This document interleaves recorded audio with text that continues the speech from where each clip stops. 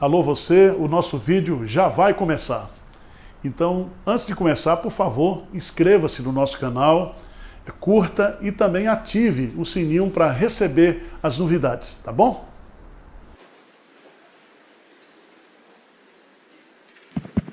Bom dia, meus irmãos. Prazer em receber. Você não morreu essa semana, tá aqui? Que Deus continue protegendo você, sua família, sua casa. Que Deus nos proteja. Tá certo? Vamos abrir a palavra de Deus em Mateus, capítulo 22, versículo 37. E depois vamos ler Mateus 24, versículo 12. Quero falar nessa manhã sobre o seguinte tema: revitalize a sua paixão por Deus.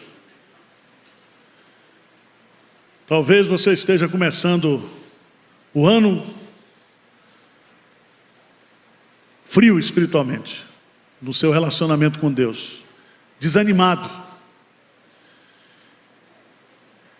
E a palavra nessa manhã é de encorajamento, para você sair daqui revitalizado, tá certo? Se você se empolgar, paga até o almoço para o pastor. E para a mulher do pastor também, tem que ser assim, né?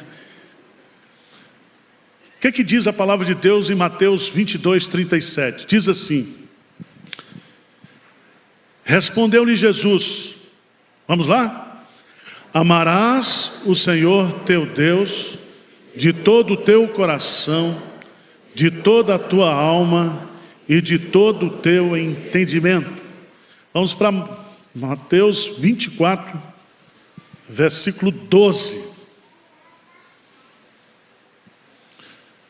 O que diz aí? E por se multiplicar a iniquidade, o amor se esfriará de quase todos. Todo ser humano, ele é apaixonado por alguma coisa. Sem paixão, a vida se torna chata, se torna monótona, se torna rotineira, se torna sem sentido. Ao sermos criados à imagem e à semelhança de Deus, essa imagem e essa semelhança com Deus é justamente essa capacidade de nos relacionarmos com Deus e com o nosso próximo a partir do amor. Os animais não amam, eles agem por instinto, mas nós fomos criados com essa capacidade. E essa paixão e esse amor que nós fomos de uma certa forma capacitados por Deus, segundo o próprio texto que Jesus coloca aqui, envolve o nosso coração, a nossa alma, as nossas forças e também todo o nosso entendimento. Então é um amor total, completo. Mas infelizmente tem muita gente hoje que ama filme, que ama bicho, que ama esporte, que ama andar de bicicleta, que ama política, que ama roupas e sapatos, e por aí vai.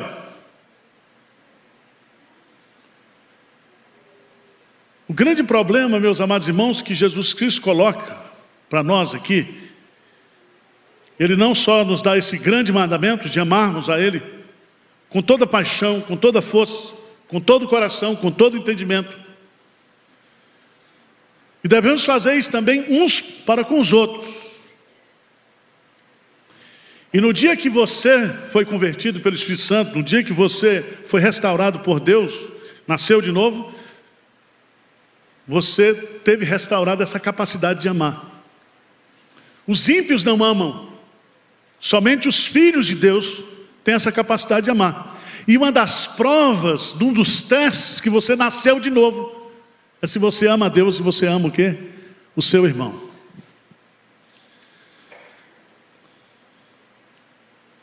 Mas a Bíblia fala em Mateus 24:12, que por se multiplicar a iniquidade. Por se multiplicar a iniquidade onde?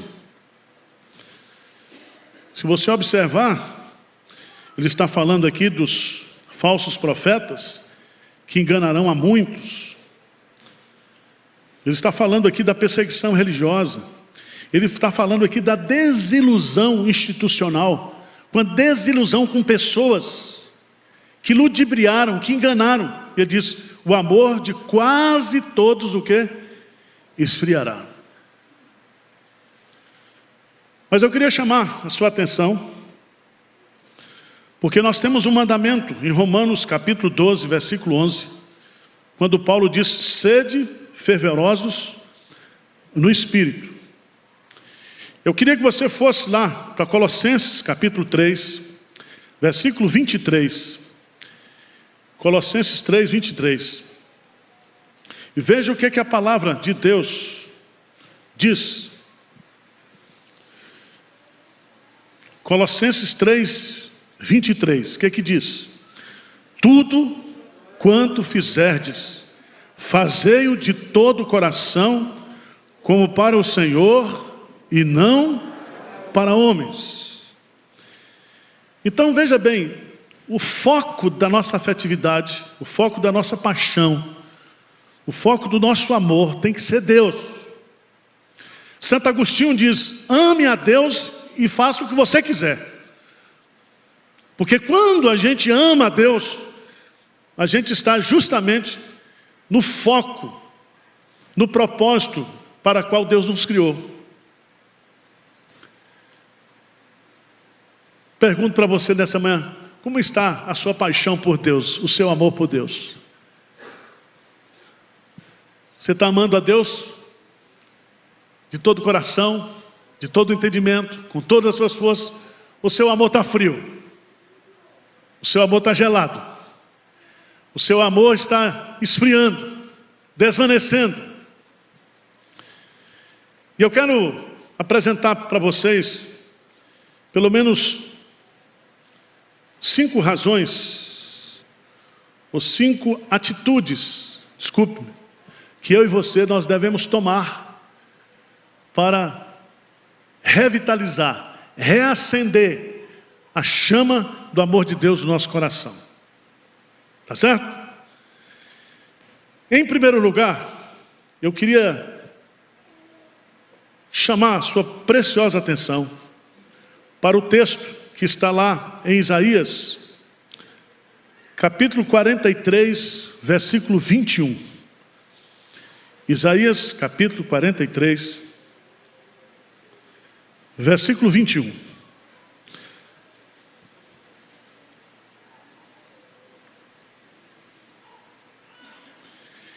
E a primeira coisa que eu quero deixar para você aqui, se você quer reacender essa chama do amor de Deus no seu coração, é que você precisa se lembrar de qual é o propósito de Deus para a sua vida. Para que Deus criou você? Para que você existe como filho de Deus? A resposta está aí, vamos ler juntos? Isaías 43, 21, o que diz? Ao povo que formei para mim, para celebrar o meu nome. Então preste atenção, Deus formou você, Deus criou você para Ele, para ser dEle, para ser propriedade exclusiva dEle. E Ele criou você com um propósito, para que você celebre o louvor a Deus, para que você seja um adorador, alguém que adore, alguém que se alegre, alguém que exulte, alguém que proclame as virtudes daquele que o chamou através da adoração. Você é um adorador. Quando o amor esfria, falta louvor na nossa vida. falta adoração na nossa vida. Se a oração é o oxigênio, se a palavra é o alimento, o louvor, a adoração, é o pulso, é o pulsar da vida de Deus em nós. Abra sua Bíblia no Salmo 146. Salmo 146, verso 1 e 2. Vamos ler juntos. Você vai dizer para você agora, você vai tomar essa decisão agora. Se você foi criado, se o propósito de Deus para a sua vida foi criá-lo, foi salvá-lo, para que você celebre louvores a Ele, veja a decisão do salmista. Salmo 146, 1 e 2, o que é que diz? Aleluia, louva, ó minha alma, ao Senhor. Louvarei ao Senhor durante a minha vida, cantarei louvores ao meu Deus, enquanto eu viver. E você vai viver para sempre, tá? Porque os mortos não louvam o Senhor, nem os que descem à sepultura. Mas aqueles que louvam o Senhor, louvarão eternamente, desde agora e para sempre. Você quer restaurar o seu amor por Deus, a sua paixão por Deus? Restaure a adoração no seu coração. Comece a louvar a Deus por aquilo que Deus é, por aquilo que Deus tem feito.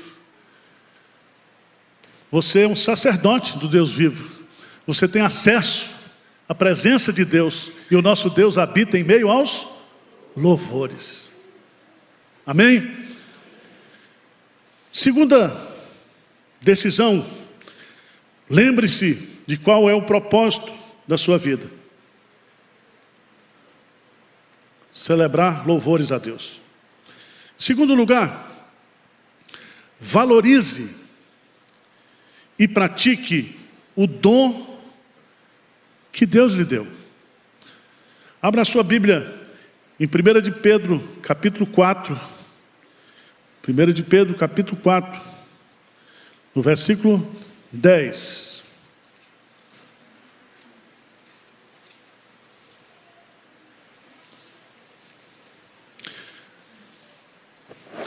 Vamos ler juntos a palavra de Deus. 1 de Pedro, capítulo 4, versículo 10. Vamos ler juntos?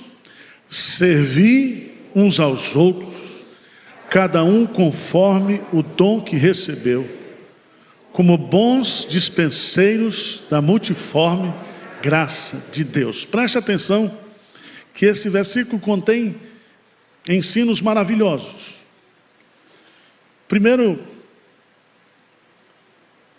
cada um aqui, cada um, recebeu o dom de Deus.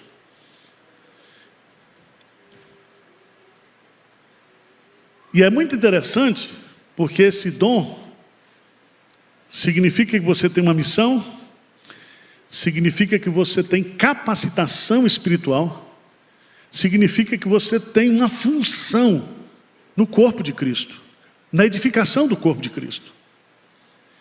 E é muito interessante, porque o texto diz aqui que nós somos dispenseiros, e a palavra dispenseiros aqui é oikonomos do grego, que significa mordomos.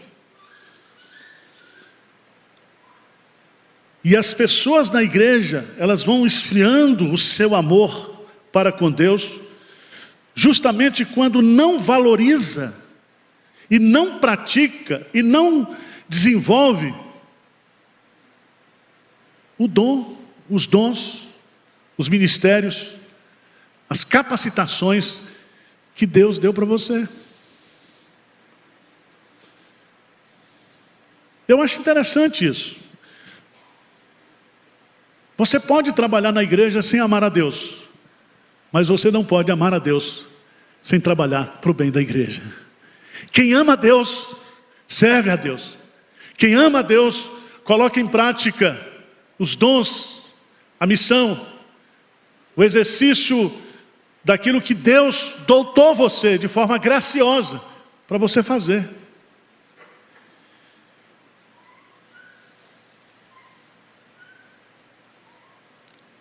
Abra sua Bíblia, por favor, em 1 Coríntios, capítulo 12,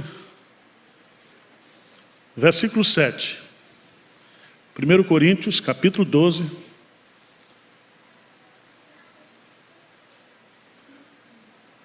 versículo 7. Olha que coisa linda o Espírito Santo está ensinando aqui. Eu e você, nós somos capacitados. O que diz aí? A manifestação do Espírito é concedida a cada um, visando a um fim proveitoso. Louvado seja Deus. O Espírito Santo deu dons para você, capacitou você, porque ele tem uma finalidade proveitosa.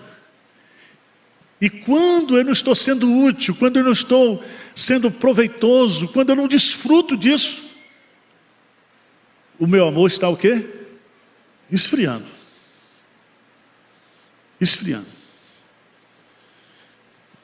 Tem crente que quer tirar ano sabático espiritual. Ano sabático. Esse ano eu não vou fazer nada.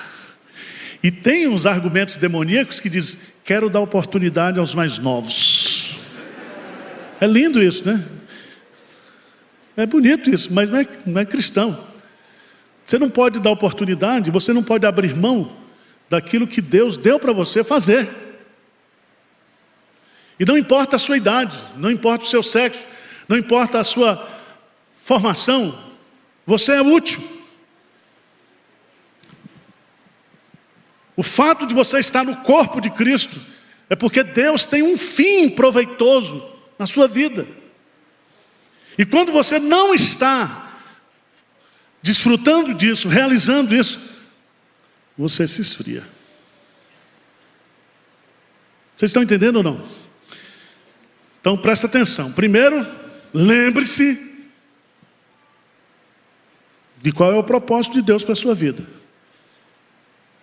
Segundo, valorize e pratique o dom que Deus lhe deu. Terceiro lugar, confesse os seus pecados secretos, ocultos. Aqueles pecados que você tem de estimação, que ninguém sabe, só você e Deus. Tem que tratar disso aí. Sabe por quê? Porque o pecado esfria. E aqui eu quero chamar a sua preciosa atenção. Dá um pulinho lá no Salmo 38.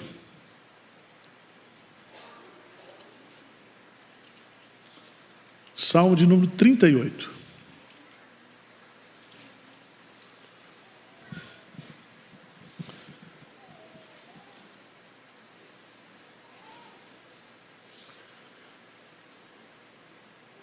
A partir do versículo 4, é um salmo de Davi. Ele diz assim, 38:4, pois já se elevam acima de minha cabeça as minhas o quê? Então ele está o quê? Submerso. O pecado já está acima da cabeça dele, está atolado mesmo no pecado. Mas ele diz assim, que esses pecados, eles se tornam como fardos, o quê? Pesados. E esses pecados excedem a minha força. Eu estou vivendo isso, mas não consigo sair disso.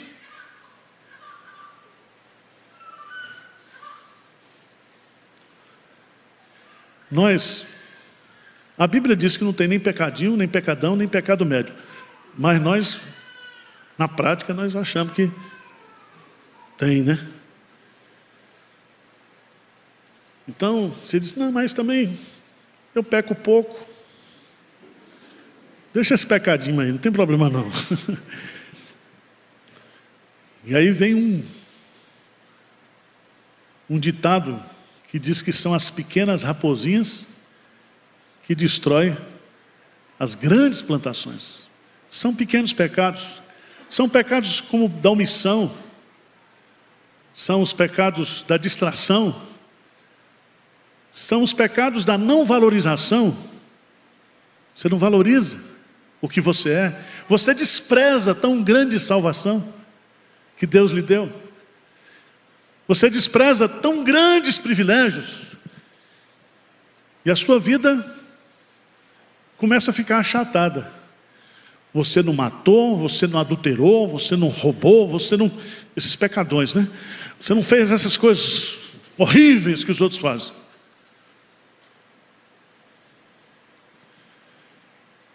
Tem muita gente que está carregando sobre si o fardo da soberba, do orgulho.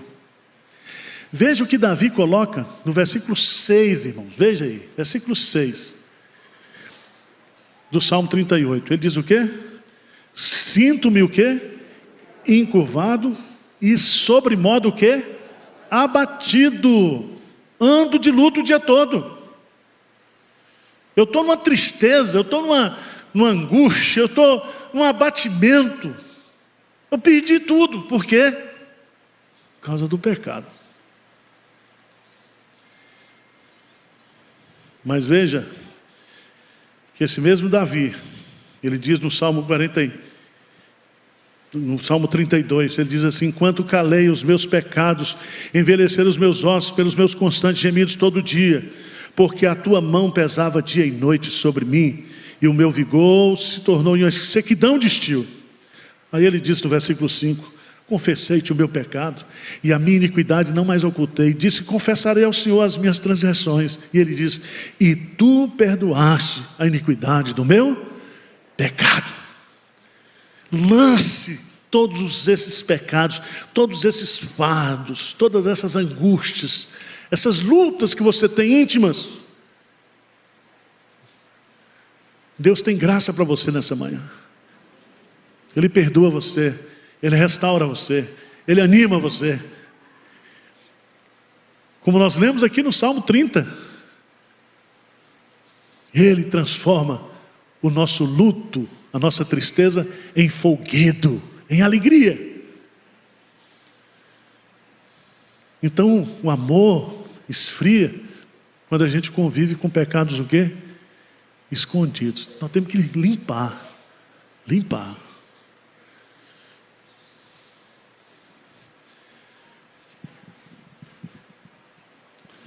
Lembre-se de qual é o propósito de Deus para a sua vida. Valorize e pratique o que Deus lhe deu, os dons. Confesse os seus pecados ocultos, secretos.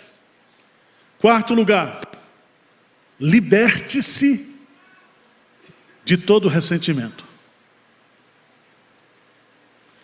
O que significa isso, irmãos?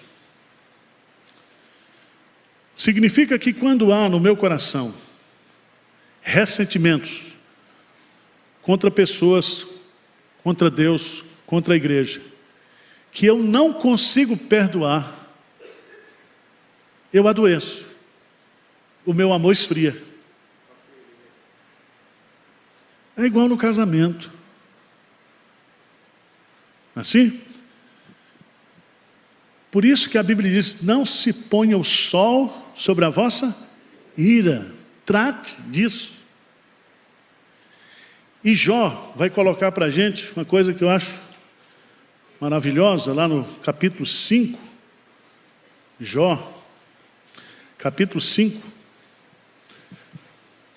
Que quando eu e você, nós guardamos ressentimentos, iras, nós ficamos loucos. Nós somos tratados como nécios. É uma loucura.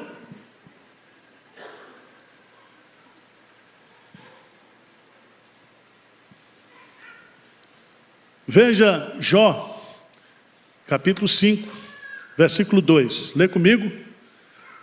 Porque a ira do louco o destrói, e o zelo do tolo o mata. Presta atenção. A ira aqui é a raiva, é o ressentimento, é a ausência de perdão. Quando você vai para essa questão do zelo aqui, é o ciúme, é o ódio, é a raiva. E aqui eu quero dizer para você que a Bíblia fala claramente que o verdadeiro amor lança fora o quê? O medo. O amor tudo suporta. O amor tudo perdoa. Então, não é possível, veja bem, preste atenção. Não é possível você ter o seu amor por Deus, a sua paixão por Deus revitalizada, se você é uma pessoa, um crente que está cheio de ressentimento. Veja lá, Jó, capítulo 18, no versículo 4.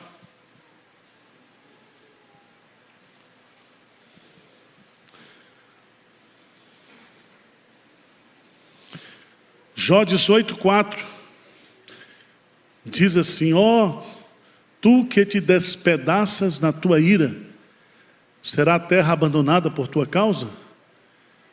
Remover-se-ão as rochas do seu lugar?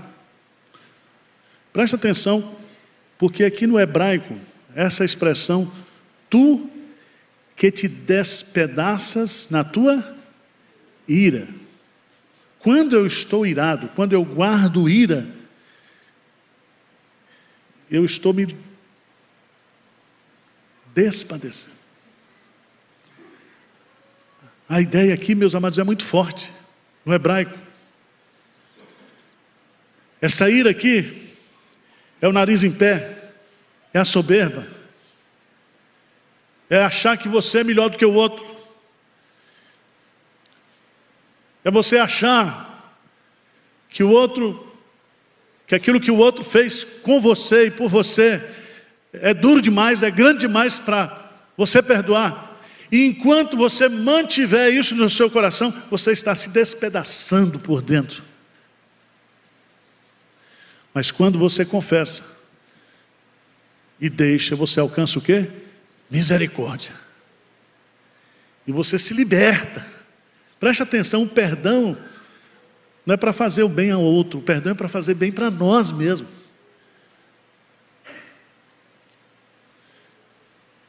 Há muita gente que entrou o ano brigado.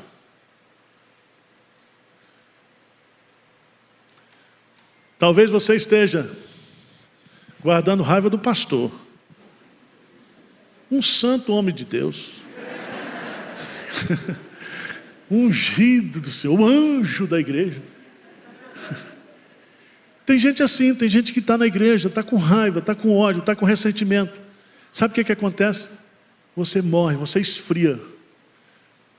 Porque a nossa luta não é um contra os outros, a nossa luta é contra principados e potestades. O diabo, ele faz com que essa semente de amargura se torne uma raiz de amargura e contamina você.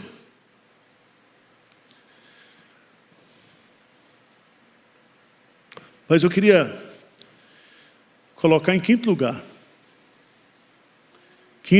para a gente tomar Santa Ceia assim bem leve. Como é que você revitaliza a sua paixão por Deus? Abra a sua Bíblia em Hebreus. Hebreus capítulo 10.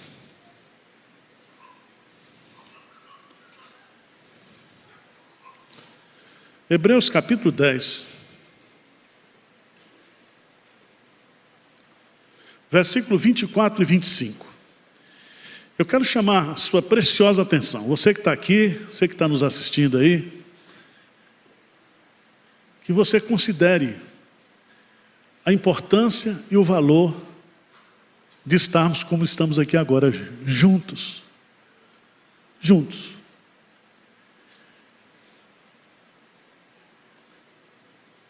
Um grande psiquiatra e psicólogo americano, ele diz: há duas coisas que você não pode fazer sozinho. O primeiro é casar. O segundo é ser cristão. E veja o que diz Hebreus capítulo 10, 24 e 25. Vamos ler juntos? Consideremos também uns aos outros, para nos estimularmos ao amor e às boas obras, não deixemos de congregar-nos, como é costume de alguns, antes façamos admoestações, e tanto mais, quando vedes que o dia se aproxima. O dia está se aproximando. A iniquidade está se multiplicando. O diabo está intensificando as suas ações. Nós, os cristãos, devemos nos reunir, nos congregar, em consideração um ao outro, para nos estimularmos ao amor e às boas obras.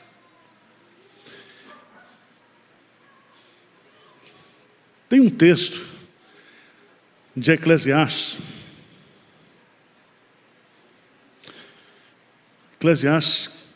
capítulo 4. Eu já ouvi muito sermão nesse texto, muitos não, mas alguns, sobre casamento. Mas esse texto de Eclesiastes capítulo 4 mostra a importância de termos amigos, de fazermos parte da igreja, de fazermos parte da família da fé.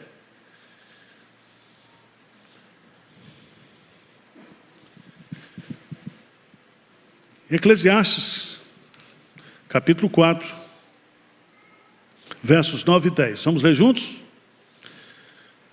Vamos lá?